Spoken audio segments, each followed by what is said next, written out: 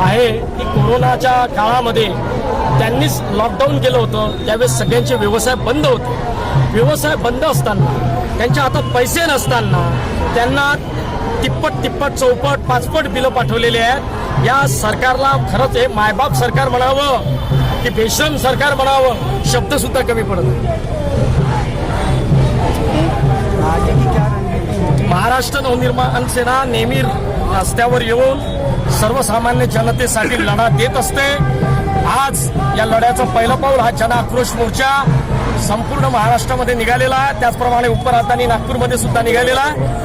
पुढे माननीय राज ठाकरे साहेब जो आदेश देतील तो आदेश परत कृतीत उतरवण्यासाठी आमचे महाराष्ट्र सैनिक सज्ज आहे.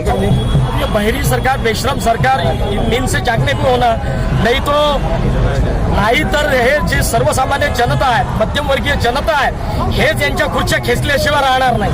आता जनतेला माहिती होऊन बसलेला आहे की जे 4 ऑप्शन होते भाजप, सेना, काँग्रेस, राष्ट्रवादी हे सगळे पर्याय संपलेले आहेत. आता या शिवप्रभूंच्या डॉक्टर बाबासाहेबांच्या महाराष्ट्रात फक्त एकच पर्याय आहे की जो सर्वसामान्य जनतेचा वाली आहे, ती म्हणजे महाराष्ट्र नवनिर्माण सेना आहे. आणि महाराष्ट्र नवनिर्माण सेनेचं आजचं आंदोलन हे 100% यशस्वी झालेलं आहे. या पुढचं पाऊल जे राहील ते सुद्धा माननीय साहेबांच्या आदेशाप्रमाणे या सरकारची सत्ता खिळखिळी केल्याशिवाय स्वस्थ बसणार नाही.